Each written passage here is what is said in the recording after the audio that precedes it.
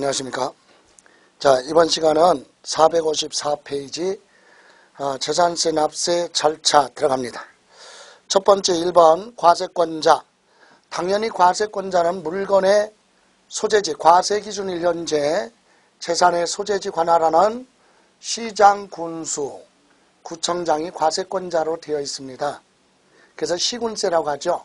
다만 서울특별시만큼은 서울특별시 지역의 균형적인 균형, 즉 불균형을 해소하기 위해서 양극화가 심하기 때문에 강남과 강북 지역의 부동산 가격 가격 차이로 재정 수입이 불균형이 옵니다. 그걸 해소하기 위해서 시범적으로 서울특별시의 부동산에 대해서는, 다시 말하면 토지건축물 주택이죠. 선박항공기 빼고 부동산에 대해서만 서울특별시와 자치구가 50%씩 가져가서 공동과세로 되어 있다. 이 얘기. 도시지역분 재산세 부분 빼고 선박항공기 빼고 기본 원래 재산세, 토지건축물 주택 요 세 가지에 대해서는 재산세를 절반은 자치구가 가져가고 절반은 서울특별시로 가져가서 서울특별시가 25개 자치구에 재산세 전부 다 50% 모아가지고 한꺼번에 모아서 이것을 서울특별시 조례에 따라서 다시 지방자치단체 교부금으로 교부를 해주는데, 이때 재정이 좋은 지역은 적게 주고 재정이 안 좋은 데는 좀 많이 줘서 교부금을 많이 지원해서 양극화 해소하겠다. 그런 측면에서 가로 안에 서울특별시만큼은 특별시하고 자치구가 공동과세한다. 이런 표현을 합니다. 그래서 그런 단서 없으면 재산세는 시군세다. 이렇게 가죠. 그래서 과세권자는 시장, 군수, 구청장이다. 다음 2번 납세지. 여러분이 납부한 재산세는 어느 지방자치단체로 귀속되느냐. 당연히 물건의 소재지로 가죠.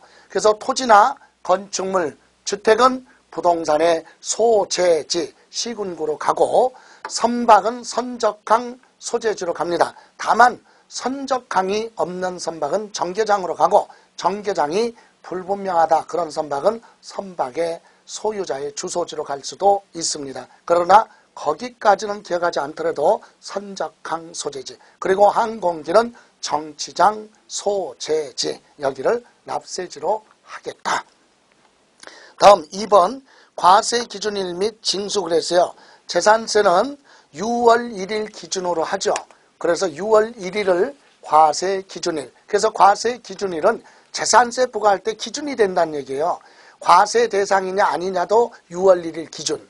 그리고 용도가 어디에 사용하는 거냐 이거 판단도 6월 1일. 세율 결정 모든 것이 6월 1일 이루어지기 때문에 재산세 납세 의무가 성립되는 시기도 6월 1일 이렇게 얘기하죠. 다음 징수 방법. 재산세는 과세권자인 시장, 군수, 구청장이 과세표준과 세액을 결정을 하여 고지서 발부하는 보통 징수 방법으로 되어 있죠. 그럼 고지서는 발부할 때 건축물 따로, 선박 따로, 항공기 따로, 주택 따로 이렇게 따로따로 종류별로 고지서 발부할 수도 있고 물건별로 고지서 발부할 수 있습니다. 그러나 토지는 전부 다 고지서 한 장으로 발부한다.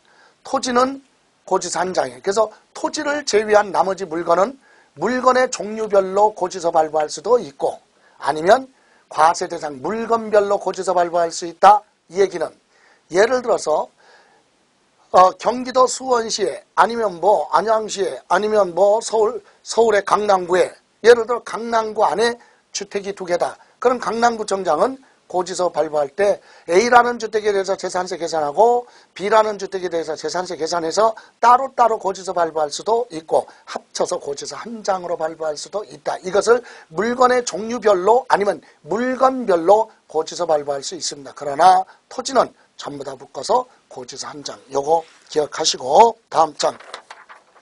그럼 재산세 납기 그랬죠? 자, 여기 보실까요? 재산세 납기. 재산세 납기는 토지하고 건축물. 자, 여기서 건축물부터 볼까요?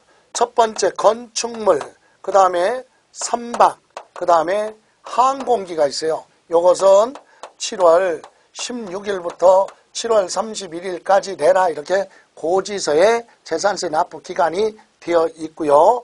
두 번째 토지입니다. 토지는 9월 16일부터 9월 30일까지 이렇게 재산세 납기가 되어 있죠.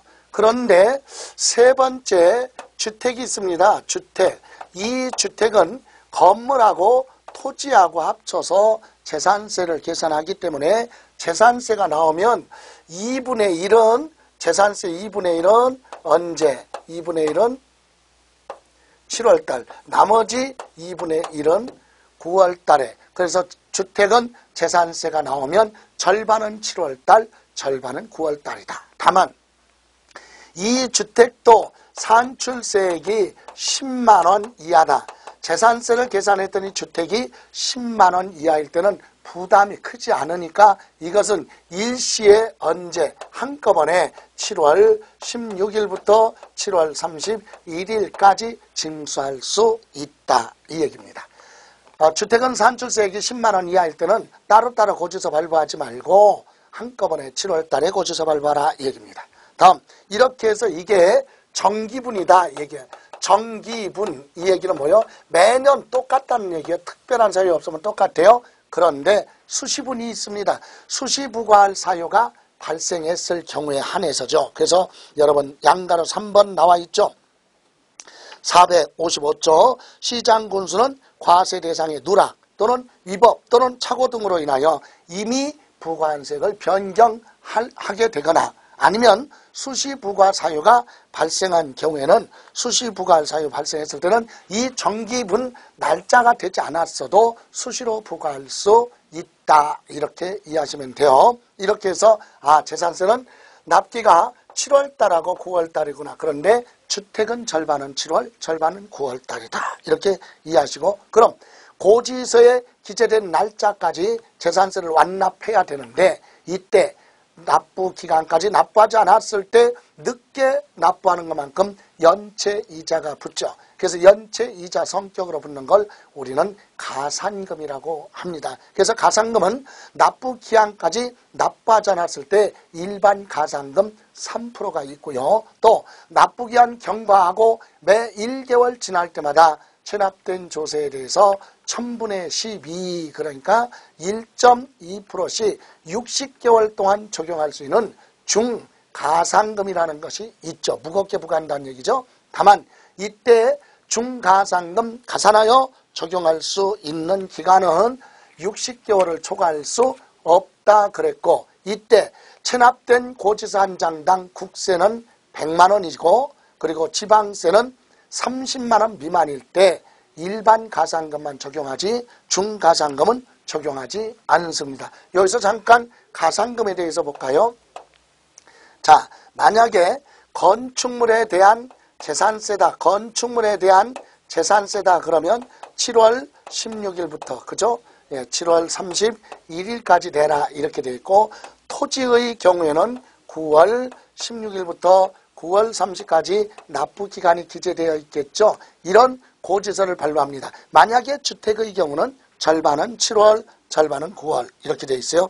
그래서 여기서부터 여기까지를 우리는 뭐라고 하느냐?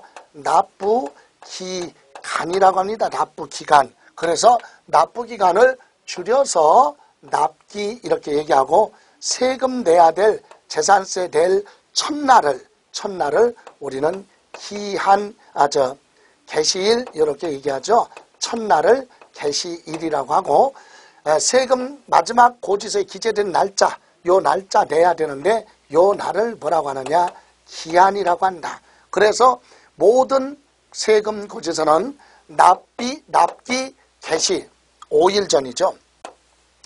5일 전까지는 고지서를 발부하라 이렇게 되어 있다.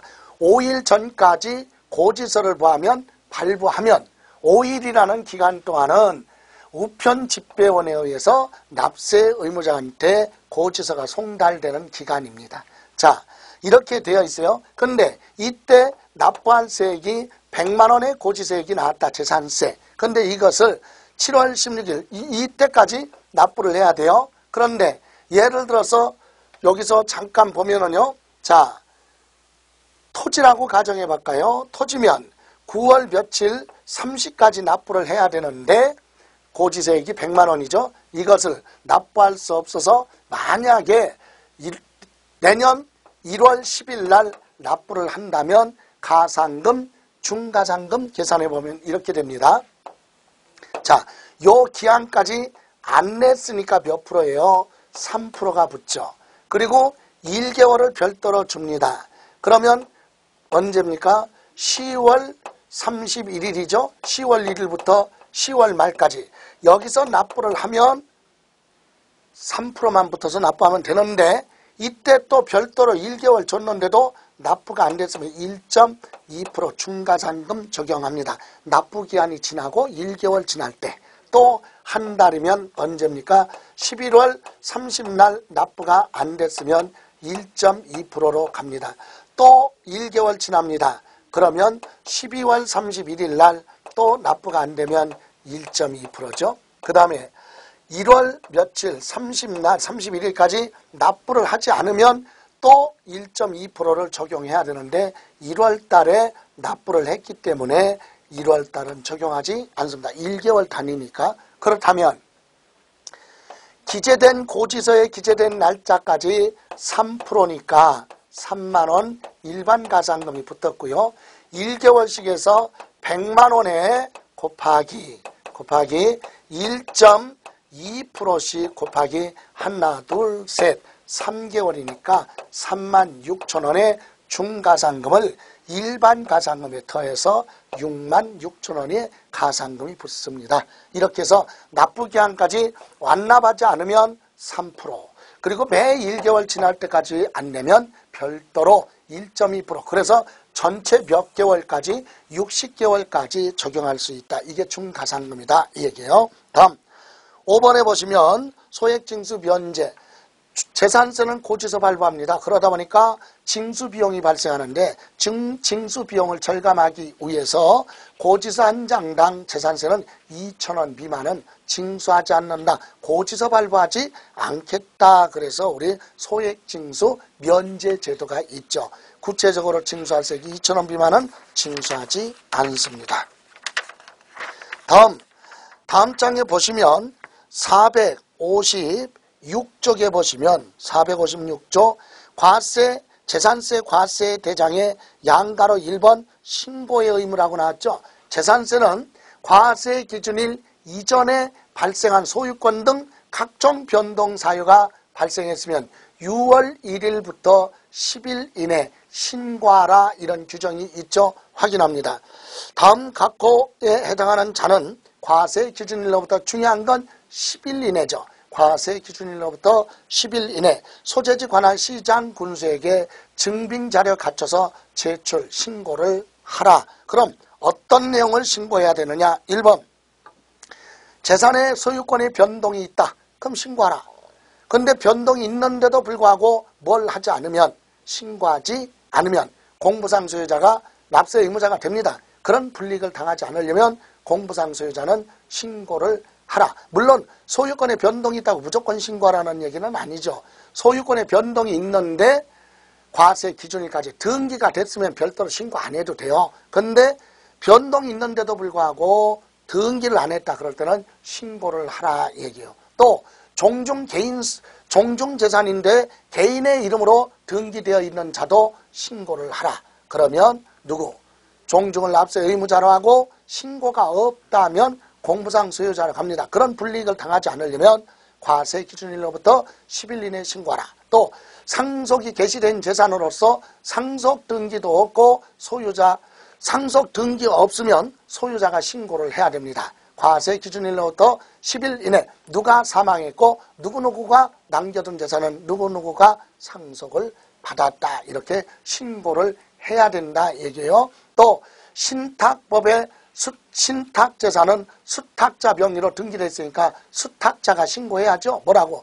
우리 회사 이름으로 등기는 되어 있지만 이것은 회사 고유재산이 아니라 신탁법에 고객이 맡겨놓은 신탁재산이다. 이렇게 신고를 해야 나중에 과세할 때 합산하지 않겠죠. 이런 사실, 무엇을 신고하라. 그런 내용이 있는데 여러분이 공부하실 때는 그거보다는 언제까지 누구한테 신고해야 되느냐 이거죠. 그래서 다시 위로 가서 과세 기준일로부터 10일 이내 소재지 관할하는 시장, 군수, 구청장한테 증빙자료, 증거자료를 갖춰서 신고를 하라. 만약에 이때 양가로 2번 직권에 의한 등재라고 그랬죠.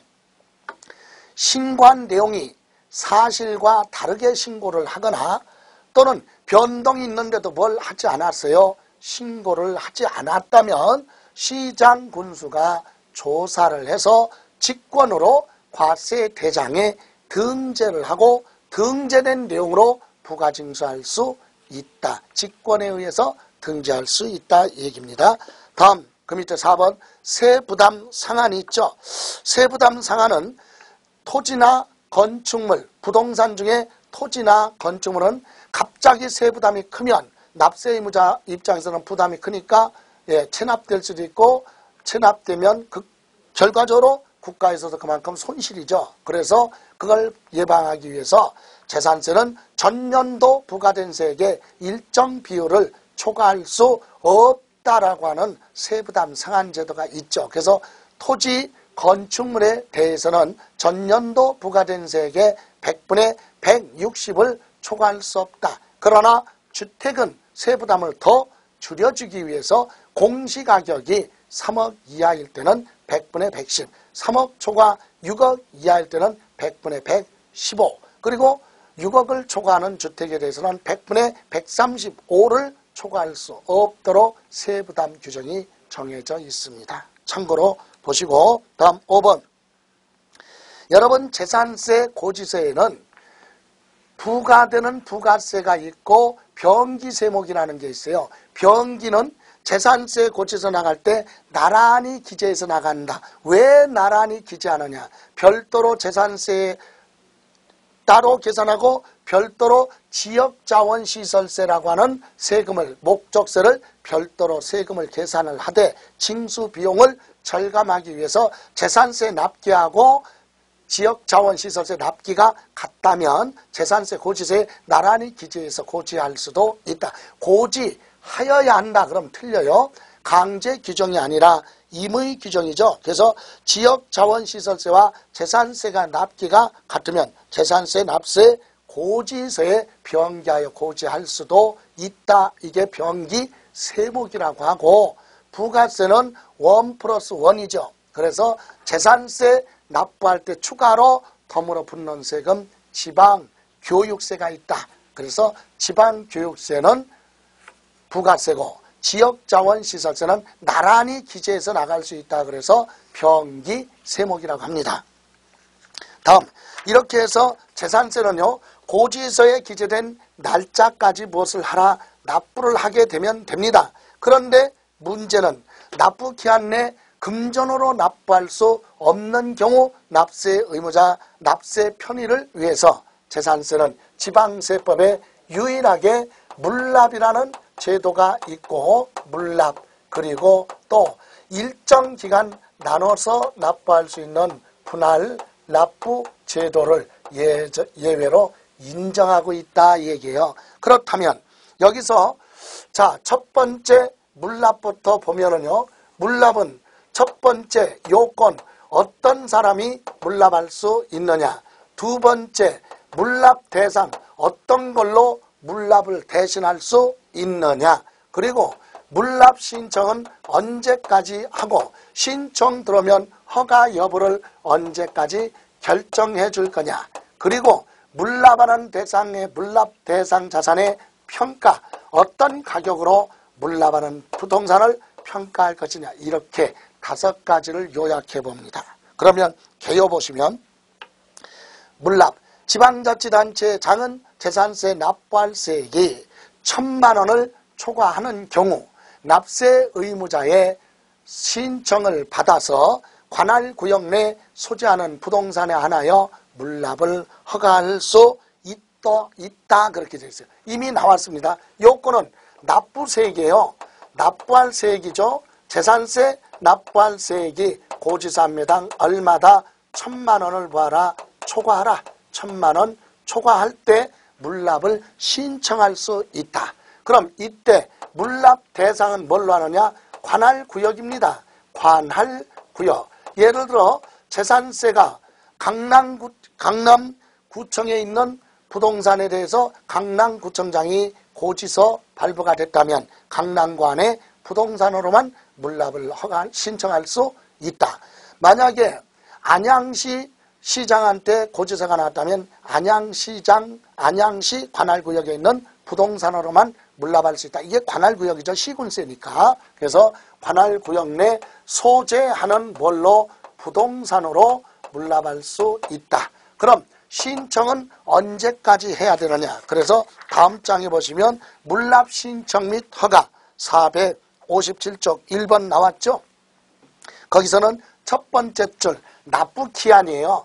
납부 기한 며칠 10일 전까지 납부 기한 10일 전까지 물건의 소재 주관할 시장 군수한테 물납 신청서를 제출합니다. 그럼 이번에 물납 신청을 받은 지방자치단체장 하면 시장 군수 구청장은 신청 받은 날로부터 5일 이내죠. 5일 이내 허가 여부를 결정을 해서 서면으로 뭐하라 통지하도록 되어 있다. 그죠?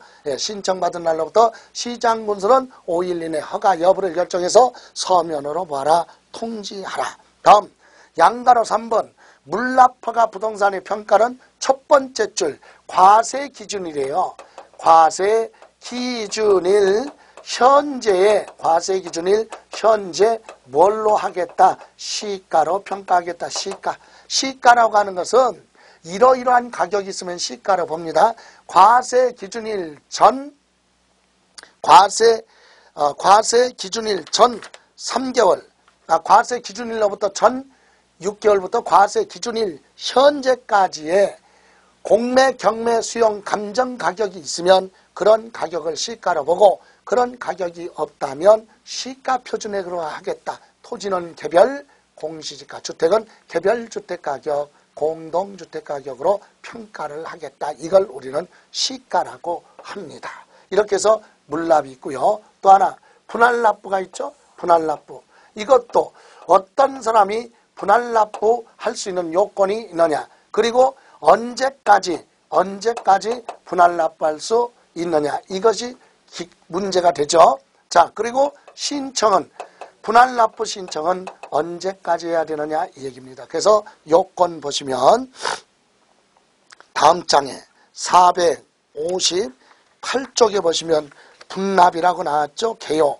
재산세 납부할 세액이 500만 원을 초과하는 경우 납세 의무자의 신청을 받아서 납부 기한 경과한 날로부터 45일 이내 분납하게 할 수 있다 그래서 나왔죠. 요건은 납부세액이에요. 납부할 세액이 500만 원입니다. 500만 원을 모아라. 초과하라. 초과. 그죠? 그리고 기한 경과한 날로부터 며칠 45일 이내 분납하게 할 수 있다. 이때 분납 신청은 언제까지 해야 되느냐. 그래서 분납은 납부 기한 내 무엇을 하라? 신청을 하라 얘기입니다. 납부 기한 내 신청을 하라. 그래서 45일 동안 분납할 수 있다. 납부할 세액이 얼마? 500만 원 초과하는 경우 이렇게 보시면 되고 다음 이렇게 해서 재산세만 지방세법에 유일하게 물납 분납이 가능한 조세는 재산세다 그랬습니다. 다음 여러분 이제 459페이지에 보시면 재산세 비과세에 대해서 봅니다. 비과세가 뭡니까? 이러이러한 재산을 가지고 있어도 재산세 부과하지 않겠다. 과세권자가 과세권을 스스로 포기하겠다. 이게 비과세입니다. 그래서 1번 국가 등에 대한 비과세 1번 국가나 지방자치단체, 지방자치단체 조합, 외국정부, 주한국제기구 등이 소유하고 있는 재산에 대해서는 재산세 부과하지 않습니다. 재산세 부과하지 않겠다. 그런데 다만 기업, 대한민국 정부기관 재산에 대해서 부과하는 외국 정부기관에 대해서는 우리도 부과하겠다, 과세를 하겠다 그랬는데 무슨 말입니까? 예를 들어서 미국에 있는 우리나라 대사관, 주미 한국 대사관에서 소유한 재산이 있는데 그걸 미국에서 재산세 부과한다면 우리나라에 있는 주한미 대사관에서 소유하고 있는 재산 우리도 부과하겠다, 과세를 하겠다. 그래서 우리나라와 상호 면세주의 협정이 체결된 국가라면 비과세 혜택을 주고 그렇지 않으면 과세한다 이 뜻이니까 특별히 기억할 내용은 아니고 기억할 건 국가 등이 소유하고 있는 재산은 비과세다. 다만 니은 있죠. 국가가 소유하고 있어도 비과세가 아니라 과세가 되는 재산이 있어요. 어떤 거? 국가 소유 재산이지만 연부계약을 체결하고 이미 매수계약자한테 무상으로 사용수익권을 넘겨준 재산, 이건 매수계약자가 재산세 납세 의무자로 되어 있기 때문에 이건 비과세 대상이 아니라 과세 대상이다. 다만 국가가 세금 내라 그게 아니라 매수계약자를 납세 의무자로 하겠다 이 얘기죠. 이렇게 해서 국가 등이 소유한 재산은 비과세다 이 얘기입니다. 다음 2번 그 외 기타. 그래서 자 첫 번째 보시면 1번에 밑에 2번에 1 대통령령으로 정하는 지목이 도로 하천 제방 국어 유지 묘지로 되어 있는 그런 토지는 토지를 소유는 하고 있지만 수익 창출이 없는 토지니까 비과세 혜택을 주겠다 이 얘기고요. 두 번째 산림보호법 등 공익상 재산세 부과하지 아니할 상당한 이유가 있는 토지 그랬죠. 그래서 박스 안에 보시면 거기 보시면 1번 군사시설보호법에 의한 통제보호구역 안에 있는 토지예요.